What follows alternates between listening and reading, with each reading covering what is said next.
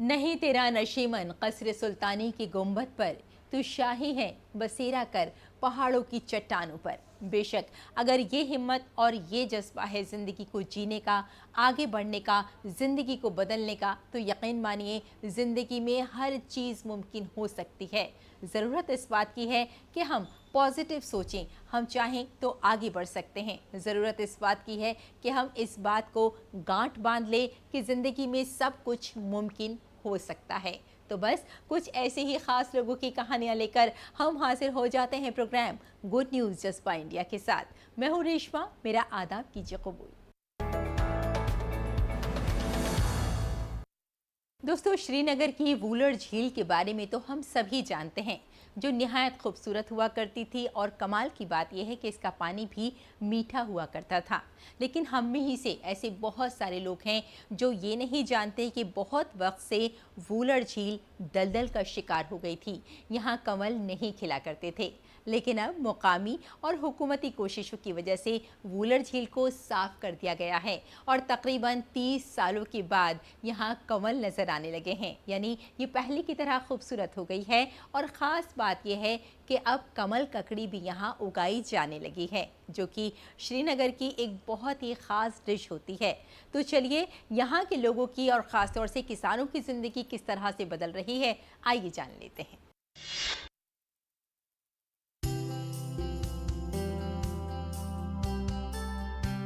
श्रीनगर में एशिया की सबसे बड़ी मीठे पानी की वूलर झील, जो कभी दलदल और कचरे का ढेर थी, हुकूमती और शहरी कोशिशों के जरिए बहाल की जा रही है।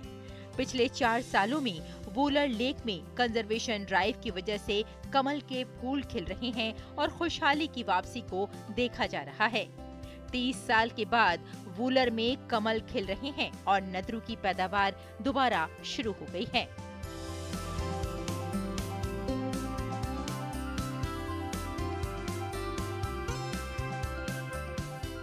जी हाँ, हुकूमती कोशिशों, आगाही और अवाम के ताउन की वजह से वूलर में कमल एक बार फिर से खिल उठा है, जो तकरीबन 3 दहाइयों के बाद एक दलदल और कचरा फेंकने का मैदान बन रहा था।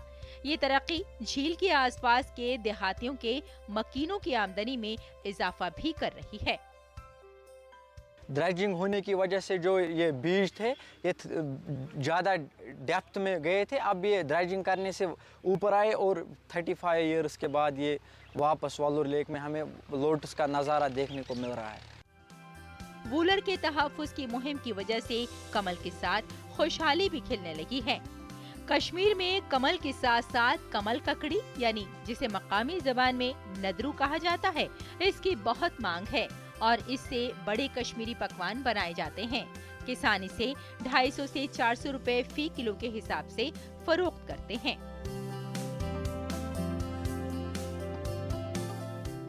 ये मुहिम WUCMA की मुसलसल कोशिशों का नतीजा है, जिसने 2020 में झील के कुदरती बहाव को बहाल करने और गाद के ज़खायर को हटाने के लिए एक बड़े पैमाने पर सफाई का मंसूबा शुरू किया।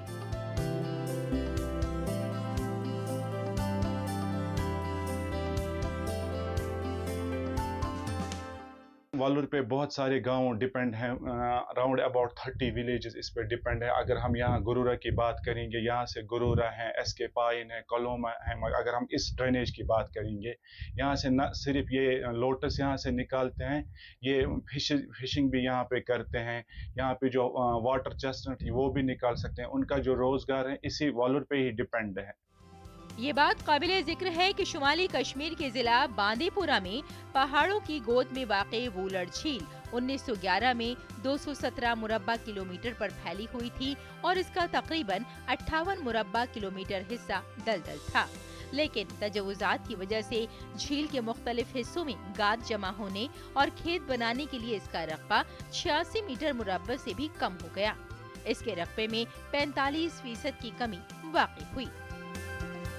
जम्मू एंड कश्मीर की इकनॉमी पे इम्पैक्ट पड़ता है। अगर हम देखेंगे कि वॉलर में सुबह मछलियाँ क्विंटल्स के हिसाब से निकलती है, या बाकी जो वाटर चेस्टनट्स हैं, ये एक वाइटल रोल प्ले करता है। ये सब काम इतना आसान नहीं था। इसके लिए वूलर के आसपास बेदारी कैंप का इनाकाद किया गया। वूलर के बारे में मालूमात फराहम करने वाली किताबें स्कूल की लाइब्रेरियों में दस्तयाब कराई गयीं। आम शहरियों और मुकामी लोगों की मदद से वूलर के मुख्तलिफ इलाकों में उगने वाले दरख्तों को जड़ों समेत हटा दिया गया। झील में सीवरेज का बहाव हद्दुल इम्कान रोक दिया गया।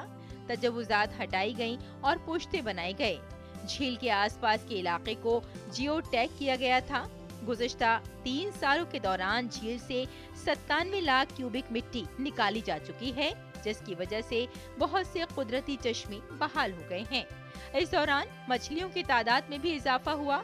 अहम मोड़ झील में कमल के फूलों का खिलना था, क्योंकि यहाँ के लोग इसे कभी भूल नहीं पा रहे थे। Bureau report, DD news.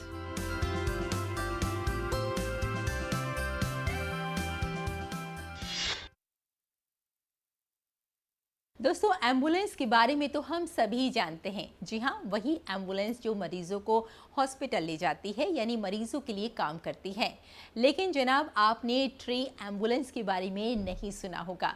Faridabad में एक तंजीम आगे आई है और इसने ट्री एम्बुलेंस चलाई है। जी हाँ, ये एम्बुलेंस दरख्तों के लिए काम करती है। रास्ते में जो दरख्त सूख गए हैं, बेकार हो गए हैं, जिन्हें पानी नहीं मिलता, खाद नहीं मिलता, उसके लिए ये ट्री एम्बुलेंस काम करती है। कुल मिलाकर ये कहा जा सकता है कि ये तंजीम माहौलियात के लिए काम कर रही है। ये तंजीम चाहती है कि चारों तरफ हरा भरा माहौल देखने को मिले, माहौलियात अच्छा हो, लोगों को साफ सुथरी हवा मिल सके। इसके लिए ये तंजीम काम कर रही है और ट्री एम्बुलेंस हो रही है बेहद मशहूर। तो किस तरह से ये एम्बुलेंस काम करती है, आइए जान लेते हैं।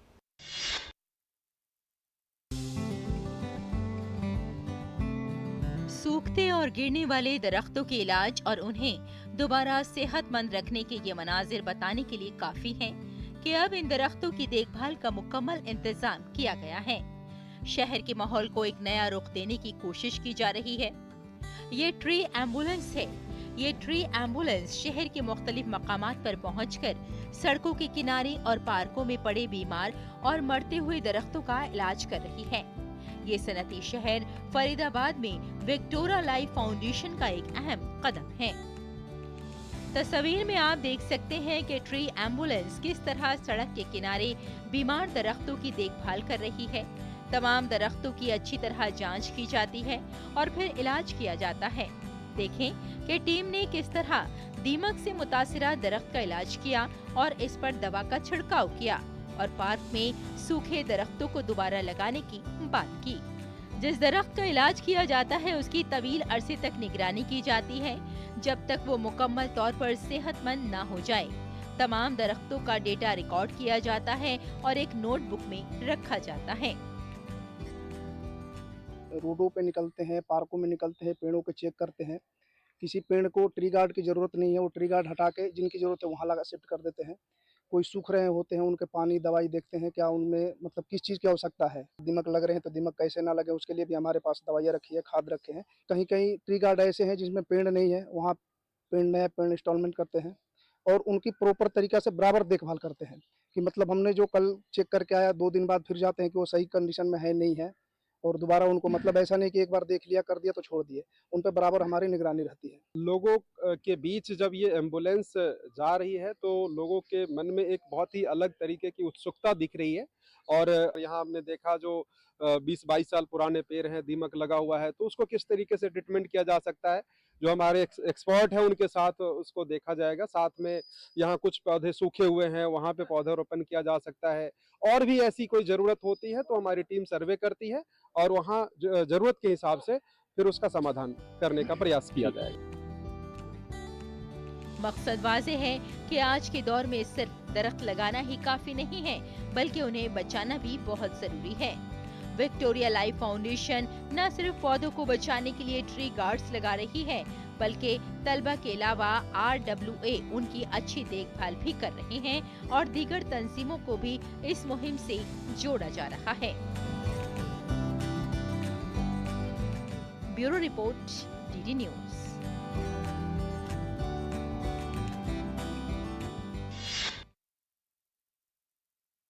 तो अच्छी और खूबसूरत कहानियों का सिलसिला ऐसे ही जारी रहेगा। आप हमारे साथ रहिए और देखते रहिए गुड न्यूज़ जज्बा इंडिया का।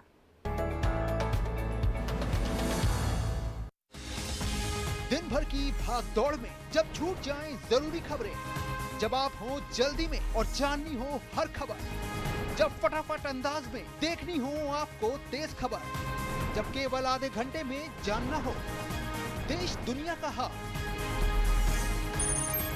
तब देखिए खबरों का हाई स्पीड शो एक्सप्रेस 100। नए दिन की करें शुरुआत भारतीय ज्ञान परंपरा, संस्कृत और स्वास्थ्य के साथ। स्वास्थ्य में उपयोगी आयुष पद्धतियों का विज्ञान, संस्कृति, कला, योग का अद्भुत ज्ञान।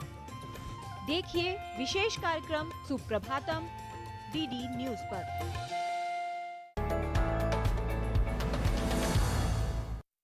और चलिए अब आपकी मुलाकात करवाते हैं ललित भाई से।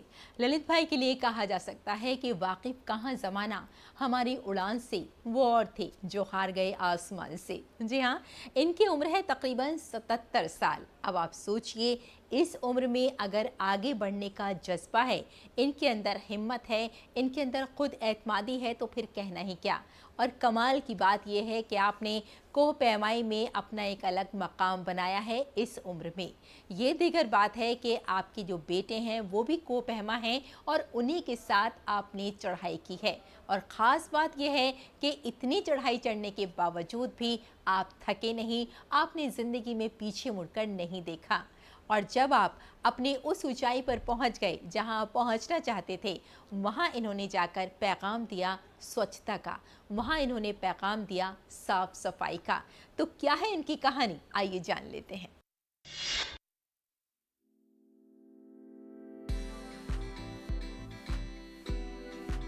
इन ऊंचे ऊंचे पहाड़ों पर चलने वाले इस व्यक्ति की उम्र है 77 साल। ये शख्स हैं ललित लेउआ। जिस उम्र में लोग आराम करने के बारे में सोचते हैं, ललित भाई के जहन में बिल्कुल मुख्तलिफ ख्याल आया। डायबिटीज, ब्लड प्रेशर और दिल की बीमारियों के बावजूद एक ख्वाब उनके दिल में पनपता रहा और वो था एवरेस्ट बेस कैंप का ट्रैक। एवरेस्ट बेस कैंप નું ट्रैकिंग। सच में एवरेस्ट बेस कैंप की ट्रैकिंग के बारे में मैंने कभी सोचा नहीं था, क्योंकि इसके पहले मैंने कोई भी छोटे मोटे ट्रैक नहीं किए थे। मेरा बेटा डॉक्टर हेमंत और बहू डॉक्टर सुरभि पेशे से दोनों ही डॉक्टर हैं। उन्होंने मुझे प्रोत्साहन दिया कि पापा, अगर आप थोड़ा और एक्सरसाइज करेंगे तो आप बिल्कुल यह कर सकते हैं। Then I also took it as a challenge. Yes, I will do it. जब 5364 मीटर की ऊंचाई पर एवरेस्ट बेस कैंप आया तो ललित भाई खामोश से वहां खड़े रहे। लोग जोश में नाच रहे थे, लेकिन ललित भाई वो तो बस खड़े होकर निहार रहे थे। बर्फ से ढकी चोटियां, साथियों के मुस्कुराते चेहरे और अपना एतमाद। श्री ललित चंद्र लेउआ 78 वर्ष के एक व्यक्ति, दिखने में दुबले पतले लेकिन फिर भी स्वस्थ और फिट, और उम्र के इस पड़ाव पर थोड़ा बहुत ब्लड प्रेशर, थोड़ी सी डायबिटीज और हृदय की नसों में कुछ ब्लॉकेज होना स्वाभाविक है। ऐसे में एक डॉक्टर के रूप में चिंता होना भी स्वाभाविक है। लेकिन पिछले 3 महीनों से उन्होंने रोज ट्रेडमिल पर चलना शुरू किया, रोज सीढ़ियाँ चढ़ना, ये सारी तैयारियाँ उन्होंने बहुत ही अच्छी तरह से की थी। ललित भाई के बेटे डॉक्टर हेमंत सालों से लोगों को पहाड़ों पर ले जा रहे हैं। इन्होंने हजारों लोगों को सफर कराया है। इनके लिए दुश्वार गुजार रास्ते, ठंडी हवाएं, ऊंचाई पर चढ़ना सब कुछ मानूस है। हाँ, ये सफर इनके लिए लेकिन मुख्तलिफ था, क्योंकि इस बार इनके वालिद इनके साथ थे। पर्वतों पर फिजिकल फिटनेस के बजाय मेंटल फिटनेस और टफनेस थोड़ा ज़्यादा जरूरी होता है। हमारे अनुभव से हमने यह देखा कि जितनी उम्र ज़्यादा होती है और शारीरिक क्षमता कम होती है, पर मेंटल फिटनेस ज़्यादा होने पर वह ज़्यादा अच्छे तरीकों से परफॉर्म कर पाते हैं। एक बात ललित भाई के दिल को छू गई कि इतनी बुलंदी पर बेस कैंप में इतनी सफाई, जबकि हमारे मुल्क की ज़ियारतगाहों पर सफाई का इतना इंतजाम नहीं होता। तो वो अहले वतन से अपील करते हैं अपने मुक़द्दस मकामात को भी साफ रखने के लिए। ज़ियारतगाहों को साफ सुथरा रखना हमारी जिम्मेदारी है और वो अपने जैसे बुजुर्गों को सिर्फ एक पैगाम देना चाहते हैं। उम्र कभी रुकावट नहीं बनती। दिल में जज्बा और हौसला हो तो फिर जिंदगी में बहुत कुछ किया जा सकता है। Bureau report, DD news.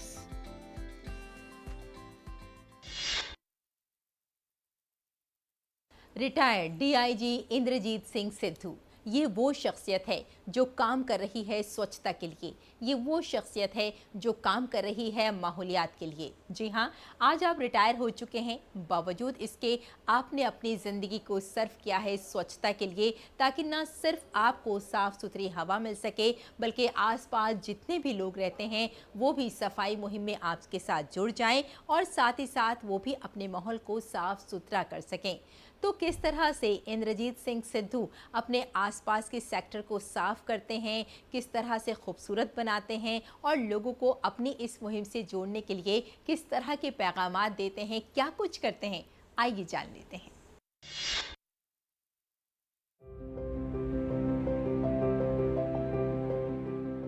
बेलौस खिदमत का जज्बा हर किसी में नहीं पाया जाता।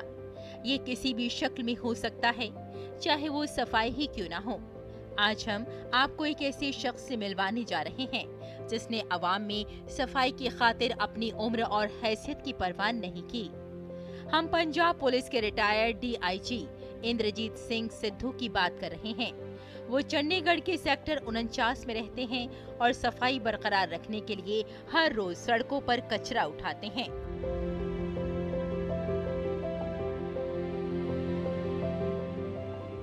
इंद्रजीत सिंह को स्वच्छता अभियान का हकीकी सिपाही कहा जाए तो कोई हर्ज नहीं।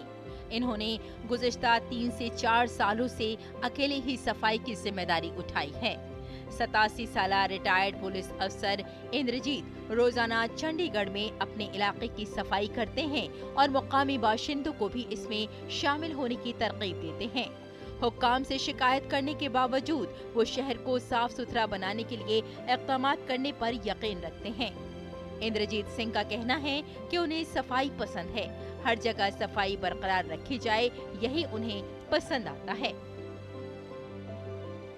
ये मैं 3-4 साल से कर रहा हूँ। मैं USA गया था, जिस लड़के के पास मैं गया उसके साथ मैं कार में जा रहा था, मेरे हाथ में कागज था, मैं बाहर फेंकना चाहा तो उसने मेरा हाथ पकड़ लिया।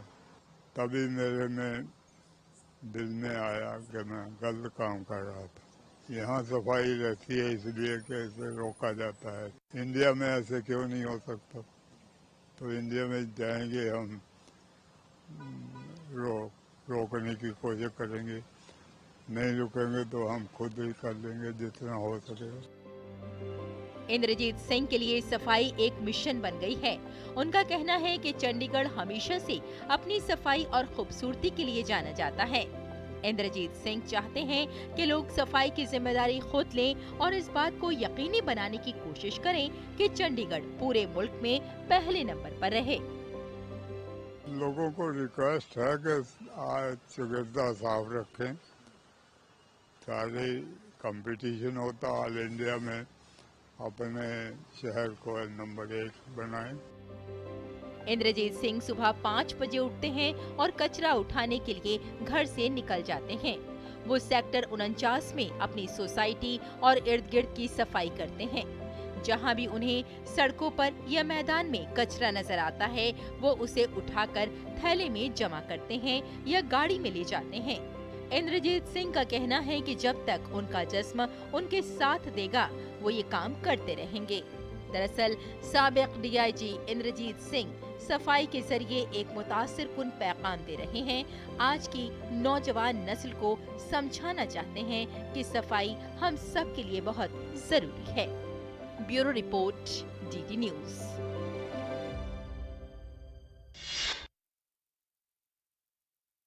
आप देख रहे हैं गुड न्यूज जज्बा इंडिया का। यहाँ रुकते हम छोटे से ब्रेक के लिए, जल्द हाजिर होते हैं।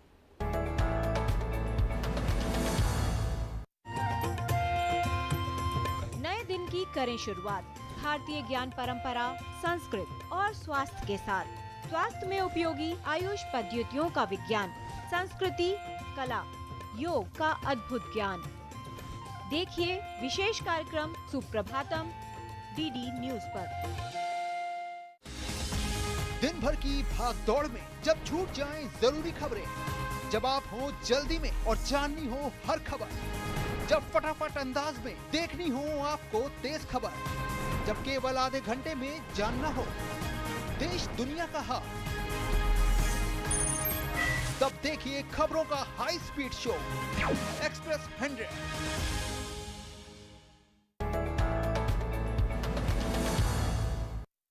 और चलिए अब आपको लिए चलते हैं छत्तीसगढ़ के कोरबा। ये वो जगह है जहाँ की ज़मीन बिल्कुल बंजर हो चुकी थी, लेकिन यहाँ के किसानों ने हिम्मत नहीं हारी, हौसले को नहीं छोड़ा। इस बंजर ज़मीन को उपजाऊ बना दिया, ज़रख़ेज़ बना दिया और आज इसी ज़मीन पर आम की खेती की जाती है, आमों को उगाया जाता है और साथ ही साथ काजू की भी खेती की जाती है। कुल मिलाकर यहाँ के जो किसान हैं इन्होंने अपनी ज़िंदगी खुद ही बदल दी है।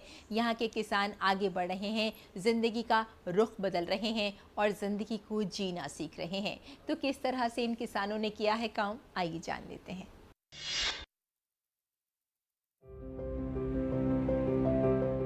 ये तस्वीर छत्तीसगढ़ के जिला कोरबा की है, जहाँ किसान 3000 एकड़ से ज्यादा बंजर जमीन पर आम और काजू की बम्पर फसल काश्त करते हैं।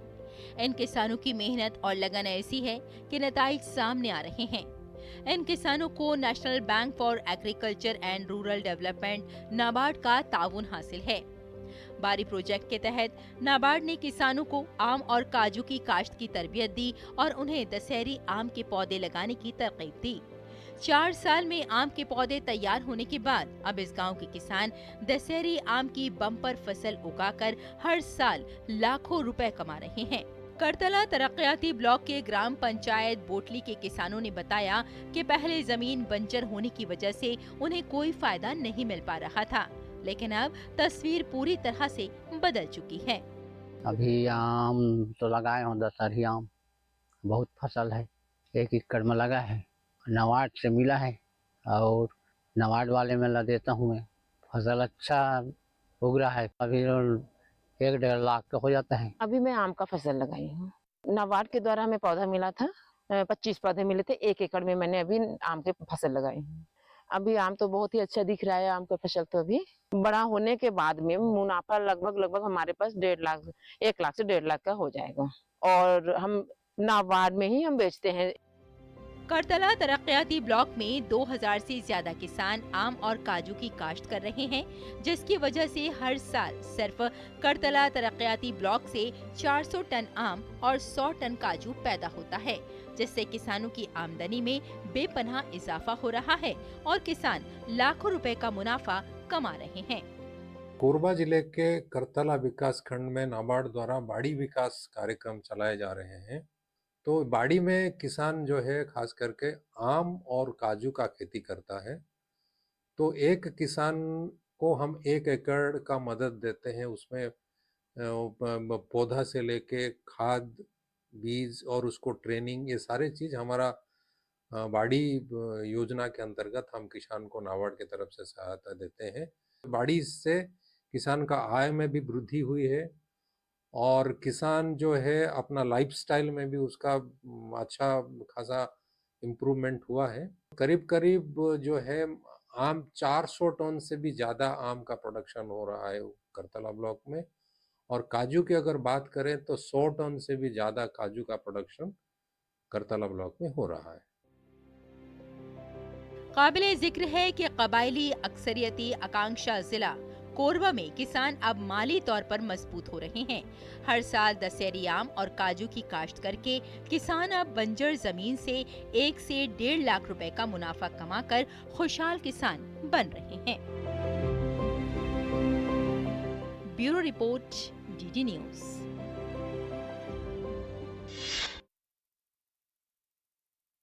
तो ये था आज का गुड न्यूज़ जज्बा इंडिया का, और जिसमें हमने जाना कि वाकई हमारे आसपास ऐसे बहुत सारे लोग हैं, ऐसी बहुत सारी शख्सियात हैं जो ज़िंदगी के लिए काम करती हैं, जो ख़ास तौर पर इंसानियत के लिए काम करती हैं, समाज के लिए काम करती हैं। ज़रूरत इस बात की है कि हम उनकी ज़िंदगी से, उनकी कहानियों से कुछ अच्छा सीखें और अपनी ज़िंदगी में उसे शामिल करने की कोशिश करें, ताकि हमारे आसपास भी सब कुछ अच्छा हो सके, सब कुछ बेहतर हो सके। और ख़ास बात जो हमेशा की तरह हम आपसे कहते हैं कि अपने चेहरे पर एक मुस्कुराहट रखिए, क्योंकि जब आप मुस्कुराते हैं तो दूसरों को मुस्कुराने का सबब दे जाते हैं। फिलहाल bye bye and take care.